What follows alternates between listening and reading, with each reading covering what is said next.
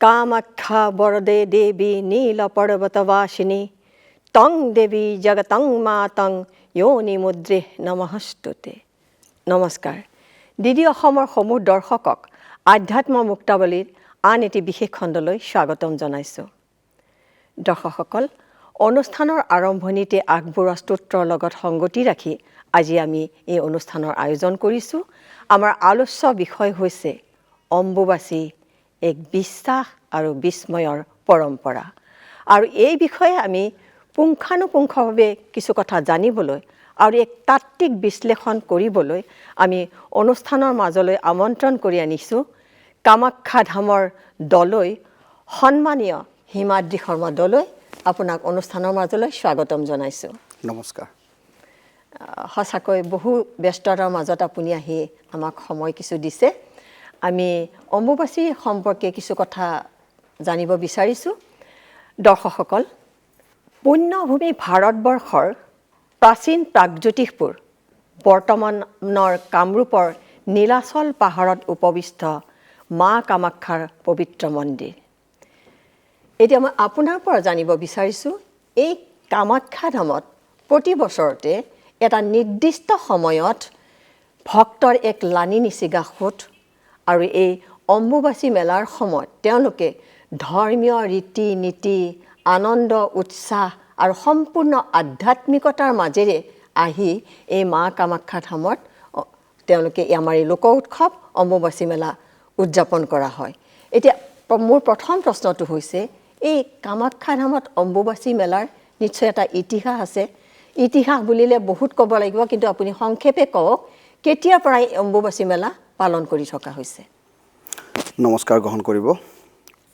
ইয়াতে আজি আহি মই নিজকে সৌভাগ্য বুলি ভাবিছোঁ, যিহেতুকে মা কামাখ্যাৰ কথা, আৰু মা কামাখ্যাৰ নামটো ল'লেই শক্তি আহে, সকলোৰে জানে।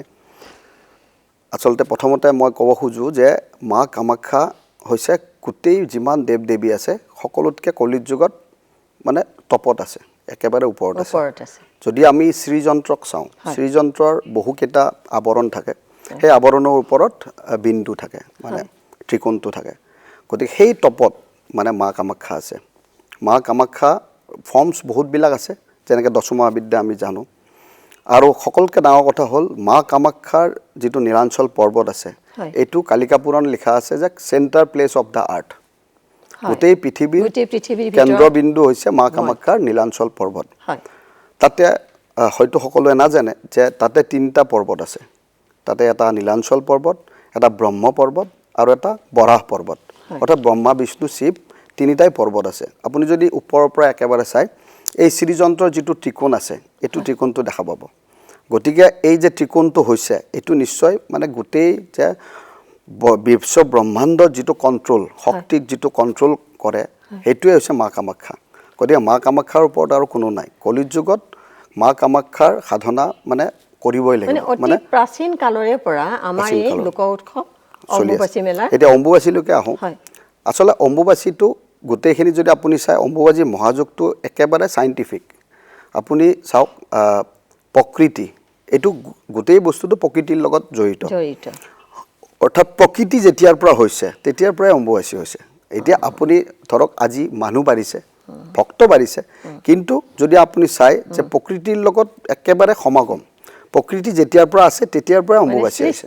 সৃষ্টি যেতিয়াৰ পৰা আছে তেতিয়াৰ পৰাই অম্বুবাচী মহাযুগ। অম্বুবাচী মহাযুগটো হৈছে আপোনাৰ যেতিয়া সূৰ্যনাৰায়ণ মিথুন ৰাশিত প্ৰৱেশ কৰে, আৰু যেতিয়া মৃগশিৰা নক্ষত্ৰৰ 4ৰ্থ পাদ কমপ্লিট হয়, আৰু আদ্ৰা নক্ষত্ৰৰ প্ৰথম চৰণত যেতিয়া পৃথিৱী ভৰি দিয়ে, তেতিয়া পৃথিৱী ধৰণী ঋতুমতী হয়। আৰু সেইখিনিলৈ আহিম। এতিয়া মই আন এটা কথালৈ যাবলৈ বিচাৰিছোঁ। নিশ্চয়। আমি সাধাৰণতে জানো অম্বুবাচী এটা সংস্কৃত শব্দ। অম্বু মানে হৈছে জল, আৰু ৱাচী মানে হৈছে প্ৰস্ফুটিত হোৱা।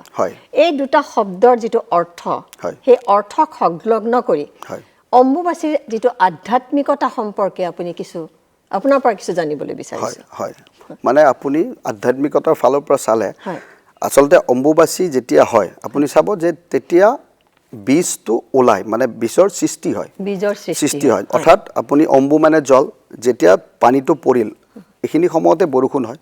পানীটো যেতিয়া হয়, যেতিয়া পানীটো পৰিল তেতিয়া পানীটো পৰাৰ লগে লগে তাৰপিছত সৃষ্টি হয়, বীজৰ সৃষ্টি হয়। অৰ্থাৎ সৃষ্টি, স্থিতি আৰু লয় এই গোটেইকেইটা কমপ্লিট কৰি মা কামাখ্যা। গতিকে গোটেই সৃষ্টিটোৰ মূল হৈছে প্ৰকৃতি। এই প্ৰকৃতিৰ পৰা সৃষ্টি হয়।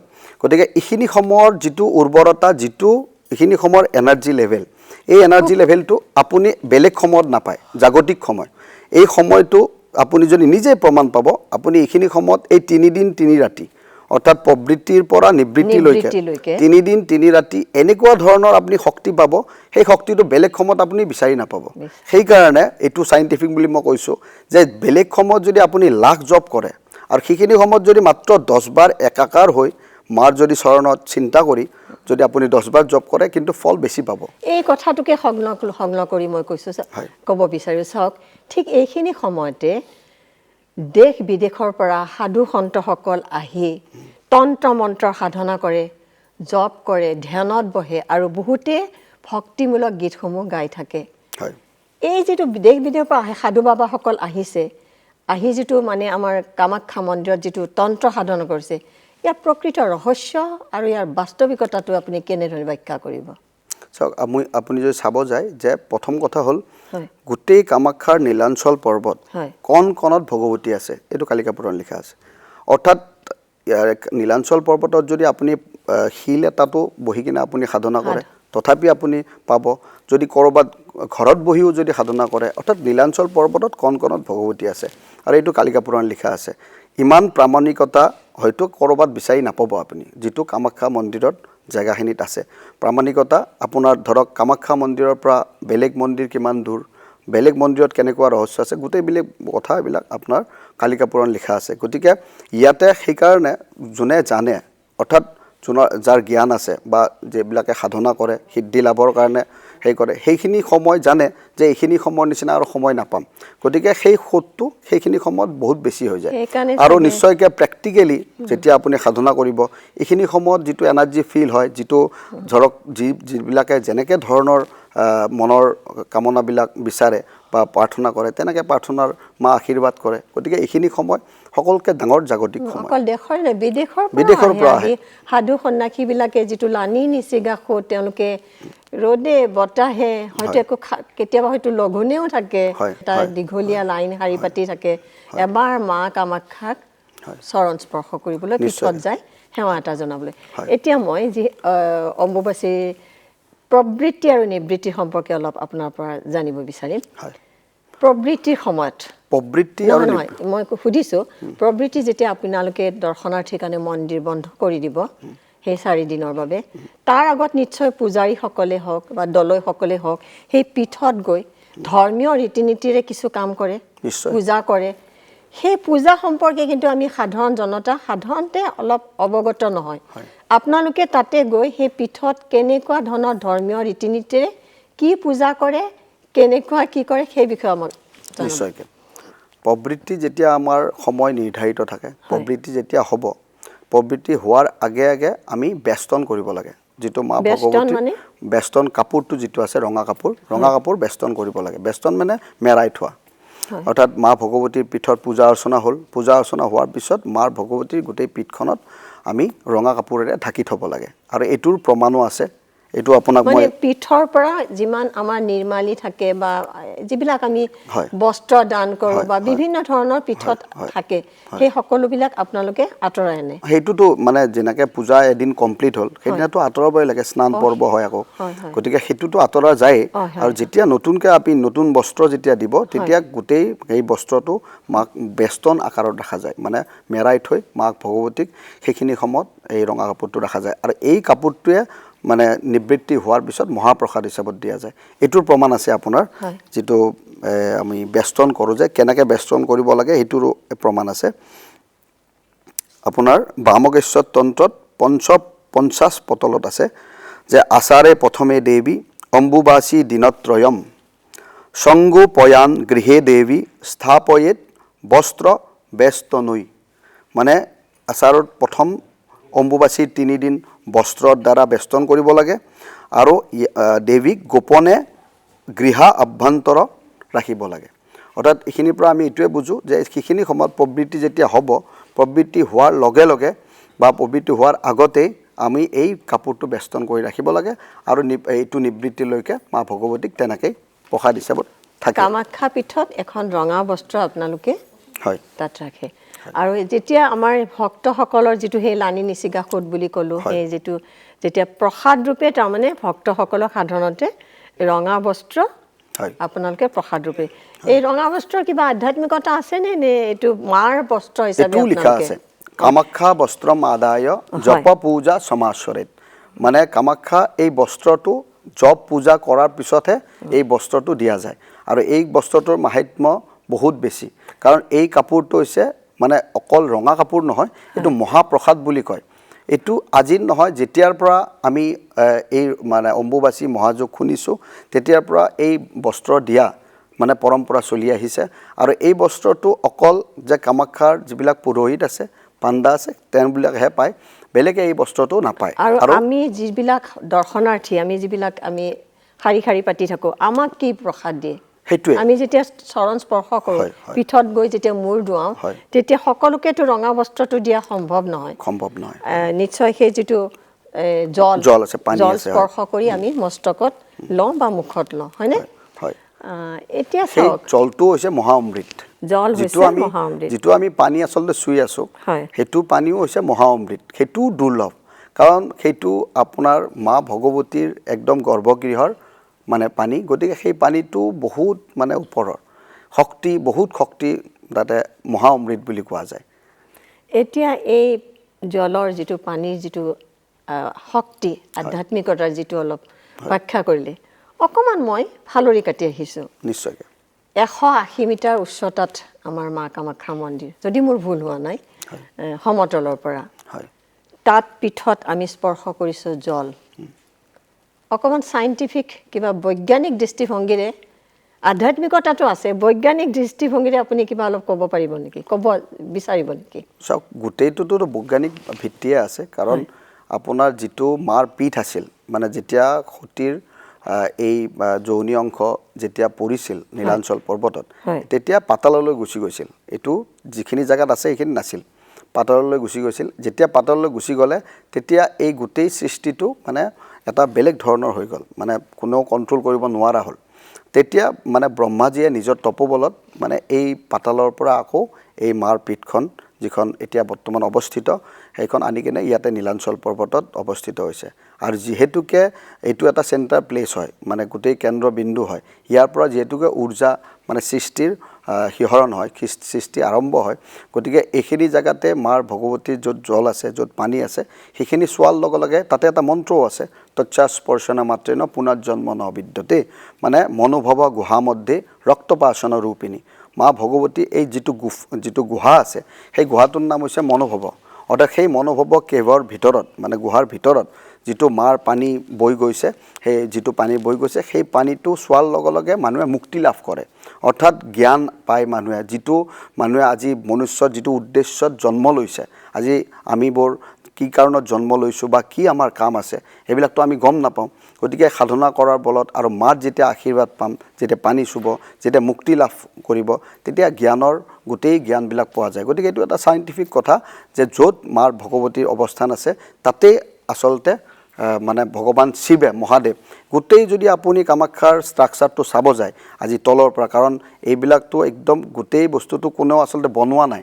সেইবিলাক হৈছে মানে ভগৱান শিৱৰ আদেশত কৰিছে যেনেকৈ কামদেৱে আৰু বিশ্বকৰ্মাই মিলি মন্দিৰটো বনাইছে ভিতৰত যিটো অষ্টভৈৰৱ আছে এই গোটেইবিলাক বস্তু যিমানবিলাক আছে সব শিৱে পৰিকল্পনা কৰা গতিকে য'ত মহাদেৱে পৰিকল্পনা কৰিছে নিশ্চয়কৈ জনকল্যাণৰ কাৰণে সকলোৰে ভালৰ কাৰণে আশীৰ্বাদ পোৱাৰ কাৰণে এই গোটেইখিনি আচলতে তেওঁ কৰিছিল আমি আজি গৌৰৱ অনুভৱ কৰিছোঁ কামাখ্যা ধামৰ লগত জড়িত এগৰাকী দলৈ আহি আমাক যি অম্বুবাচী মা কামাখ্যাৰ যিটো জলৰ যিটো তাত্ত্বিক বিশ্লেষণ যিটো আধ্যাত্মিকতাৰ সম্পৰ্কে আমাক বহুখিনি কথা আমি অৱগত হৈছোঁ সঁচাকৈ আমি বহুখিনি উপকৃত হৈছোঁ এতিয়া আমি আন প্ৰশ্নলৈ যাম নিশ্চয় অম্বুবাচী মেলা আৰম্ভ হ'ল সমগ্ৰ অসমৰ মঠ মন্দিৰ বন্ধ হৈ গ'ল আনকি ৰাস্তাৰ কাষত যদি এটা সৰু মন্দিৰো আছে তাতো চাকি ধূপ নজ্বলে মন্দিৰ সম্পূৰ্ণ বন্ধ হৈ যায় কিন্তু এই কামাখ্যা ধামতে আকৌ চৌপাশে আমি দেখিবলৈ পাওঁ বিভিন্ন ভক্তসকলে আহি ধূপ ধূনা বন্তি প্ৰজ্বলন কৰিছে, ভক্তিমূলক গীতসমূহ পৰিৱেশন কৰিছে। ইয়াত কিন্তু আমাক শৈশৱৰ পৰা আইতাহঁতে ককাহঁতে আমাক কয় মন্দিৰৰ ভিতৰত নোসোমাবা, নাপায়। কিন্তু আনহাতে পীঠত পূজা আৰম্ভ কৰিছে, চাকি ধূপ জ্বলাই। এই নাপায় শব্দটোৰ কি অৰ্থ বহন কৰিছে কওকচোন? চাওক, যিটো শাস্ত্ৰ প্ৰমাণ আছে আচলতে চিঞৰ বাখৰ বা তেনেকুৱা ধৰণৰ যিটো কৰা যায় সেইবিলাক আচলতে শাস্ত্ৰসন্মত নাপায়। কিন্তু কথাটো হৈছে পৰম্পৰা কিছুমানত মানে কেনেকুৱা হয়, যেতিয়া আপুনি ধৰক ইয়াৰ পৰা আজিৰ পৰা যদি আজি আমি সৰু কালত গুচি যাওঁ, অৰ্থাৎ 20 বছৰ বা 25 বছৰ গুচি যাওঁ, তেতিয়াতো মানুহে নাছিল, খুব কম মানুহ আছিল। কিন্তু তৎসত্ত্বেও কিছুমানে মানে বাদ্যযন্ত্ৰ বজায় বা কিছুমানে এইবিলাক ভগৱতীৰ সংগীতবিলাক গায়, অলপ মানে নিজকে আনন্দ কৰি ৰাখে। এতিয়া সেই পৰম্পৰাটোত মানে যেতিয়া কৰিছিল তেওঁলোকক, সেই তেতিয়াৰ পৰা এটা মানে চলি আহি থকা এটা পৰম্পৰা। কিন্তু যদি আপুনি অম্বুবাচীত যদি ডেফিনেশ্যন চাব যায় আৰু শাস্ত্ৰসন্মত চাব যায়, বহু বেছি মানে চিঞৰ বাখৰ বা তেনেকুৱা ধৰণৰ যিটো বাদ্যযন্ত্ৰ বা কিবা কৰে সেইবিলাকত মানা আছে আচলতে শাস্ত্ৰসন্মত। কিন্তু পৰম্পৰাৰ লগতে জড়িত আজি সময়ৰ লগত বা তেনেকুৱাকৈ হৈ আহিছে, সেইটো কাৰণত মানুহে এতিয়া কৰি আছে। সেইকাৰণে বন্ধ কৰি দিয়াৰ লগে লগে মানুহৰ আকৌ এটা বেলেগ ধৰণৰ বিৰূপ মনোভাৱ হ'ব পাৰে। গতিকে নিশ্চয়কৈ যিটো মেইন দুৱাৰ থাকে, মূল দুৱাৰ থাকে, এইবিলাক বন্ধ থাকে। আৰু যিটো পৰিক্ৰমা থাকে, পৰিক্ৰমাটো চলি থাকে, আমাৰ মন্দিৰৰ আশে পাশে যিটো পৰিক্ৰমা থাকে। গতিকে মই ভাবোঁ যে এইটো সময়ৰ লগত হৈ গৈছে। কিন্তু পাৰিলে মানুহে মোক যদি সোধে কোনোবাই যে কি কৰিব লাগে, তেতিয়া মইতো উপদেশ দিম যে একেবাৰে চাইলেণ্টলি থাকি মাৰ ভগৱতী জপ সাধনা কৰি নিজকে পাৱাৰ যিটো শক্তি আছে, শক্তি লোৱাৰ কাৰণে চেষ্টা কৰিব লাগে। অকণমান ফালৰি কাটি মই এটা বেলেগ প্ৰশ্নলৈ আহিছোঁ। আজিকালি দেখিছোঁ অসমতো বহুত বিজ্ঞসকলেও, বহুত পণ্ডিত বুলিও ক'ব পাৰি, মই নিজে পাইছোঁ কাৰণে কৈছোঁ, এইটো অম্বুবাচীটো এটা মানে অন্ধবিশ্বাস বুলি কয় বা ধৰ্মীয় উন্মাদনা বুলি ক'ব খোজে। আপোনাৰ দৃষ্টিৰে আপুনি এই যুক্তিটো কেনেদৰে খণ্ডন কৰিব? মোৰ যুক্তিত মানে আমিবোৰ আছোঁ মাৰ কাৰণে। মোৰ দৃষ্টিত প্ৰকৃতি আছে, সেইকাৰণে আমি আছোঁ। গতিকে এইটো কোনোবাই অন্ধবিশ্বাস কয়, কোনোবাই মান্যতা প্ৰদান নকৰে, সেইটো লৈ মোৰ ভাবিব লগা নাই।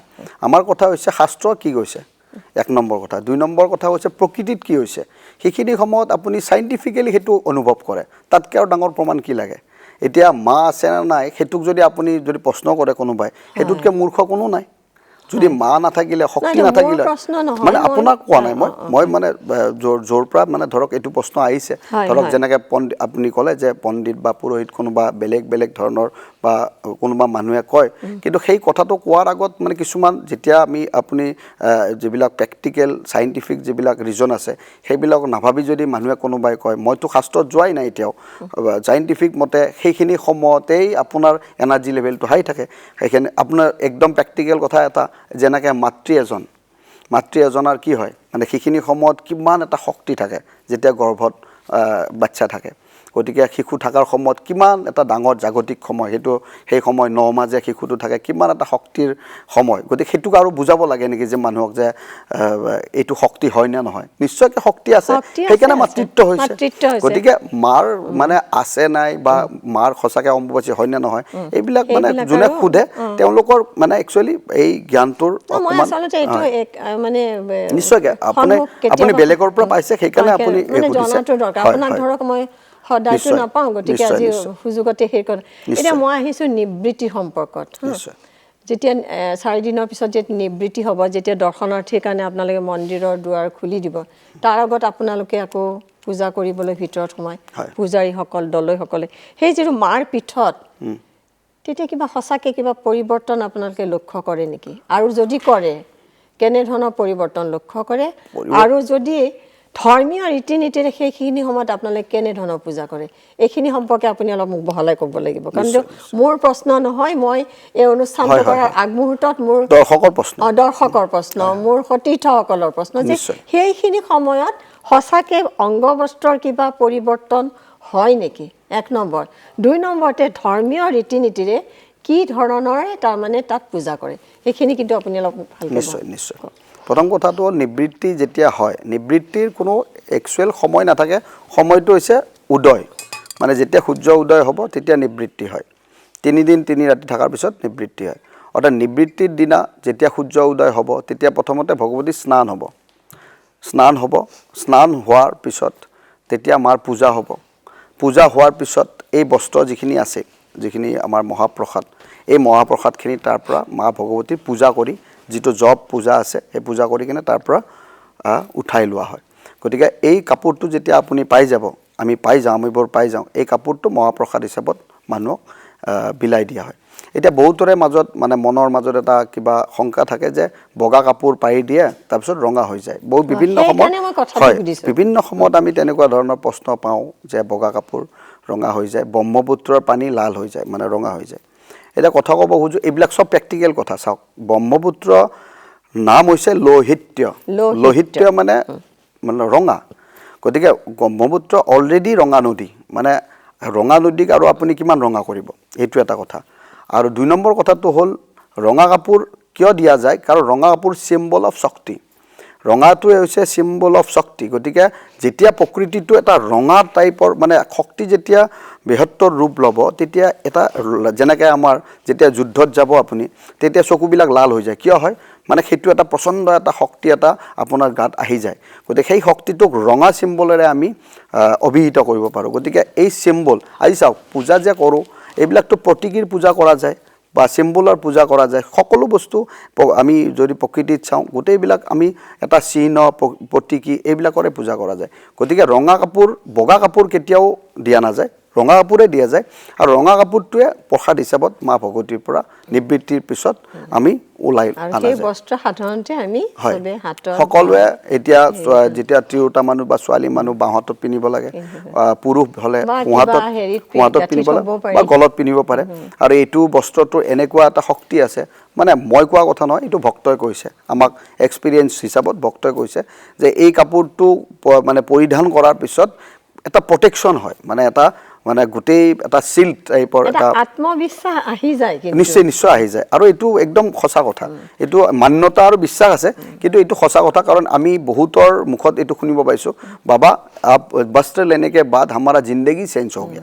মানে বহুতে এনেকৈ কয় যে আমাৰ বস্ত্ৰটো লোৱাৰ পিছত মোৰ যিটো পূৰ্বত জীৱন আছিল সেইটোতকৈ বহুত ইম্প্ৰুভ হৈছে মোৰ। আৰু বহুত ক্ষেত্ৰত যেনেকৈ আজি নিগেটিভিটি ভৰি পৰিছে, নিগেটিভিটি মানে এই বস্ত্ৰ পৰিধান কৰাৰ পিছতে নিগেটিভিটি নাইকিয়া হৈ যোৱাৰ নিচিনা হয়। গতিকে এইবিলাক আমি এক্সপিৰিয়েঞ্চ কৰিছোঁ বহু মানুহৰ পৰা। গতিকে আপুনি নিজে তন্ত্ৰ সাধনাৰ লগত জড়িত, মই যিমানখিনি জানো। তন্ত্ৰ সাধনা কৰে আপুনি। আপোনাৰ কিবা তেনেকুৱা পৰিৱৰ্তন আপুনি লক্ষ্য কৰিছেনে সেই তন্ত্ৰ মন্ত্ৰৰ জৰিয়তে? হয়, আজি চাওক, আমি জন্ম পাইছোঁ, সেইটো এটা বহুত ডাঙৰ সৌভাগ্য। মানে কৌটি কৌটি জন্মৰ পিছত কালিকা পুৰাণতে লিখা আছে যে পুণ্যৰ ফলত মা কামাখ্যাত জন্মগ্ৰহণ কৰে। তাৰপিছত জন্মগ্ৰহণ কৰাৰ পিছত মাৰ পীঠত পূজা কৰাৰ সুযোগ পাইছোঁ, সেৱায়িত হিচাপত সুযোগ পাইছোঁ। গতিকে নিশ্চয়কৈ এইটো এটা বহুত ডাঙৰ আমাৰ ভাগ্য আছে যে আমি মা কামাখ্যাৰ চৰণত মানে এটা ফুল দিব পাৰিছোঁ। গতিকে এনেইতো আমাৰ মানে এইটো ভাগ্য আছে। আৰু যেতিয়া আমি চাওক, এই পূজা যে কৰোঁ, পূজাত মানে তন্ত্ৰ যিটো আমি পদ্ধতিৰে পূজা হয়, এই পদ্ধতিটো বহুত ইণ্টেলেকচুৱেল। এইটো মানে বহুত শিকিব লাগে, বহুত মানে প্ৰেক্টিচ কৰিব লাগে, তাৰপিছতহে আপুনি কৰিব পাৰিব। গতিকে মই এইবিলাক মানে শিকি আমাৰ যিটো তন্ত্ৰৰ যিটো আমাৰ সাধনা আছে, যেনেকৈ আপোনাৰ শাক্ত অভিষেক আছে, পুণ্য অভিষেক আছে, ক্ৰম অভিষেক আছে, সাম্ৰাজ্য অভিষেক আছে, মহাসাম্ৰাজ্য অভিষেক আছে, এইবিলাক বহুত তন্ত্ৰ লাইনত কিছুমান বিদ্যা আছে। এই বিদ্যাবিলাক লোৱাৰ পিছতহে আচলতে মাৰ কামাখ্যাৰ মানে পূজাবিলাক কৰিব পাৰোঁ। গতিকে নিশ্চয়কৈ মই সৌভাগ্য বুলি ভাবোঁ যে মই এইখিনি কৰিব পাৰিছোঁ। আৰু এইটো নিশ্চয়কৈ মাৰ ভগৱতীৰ আশীৰ্বাদ আছে, সেইকাৰণে মই চলাই নিব পাৰিছোঁ।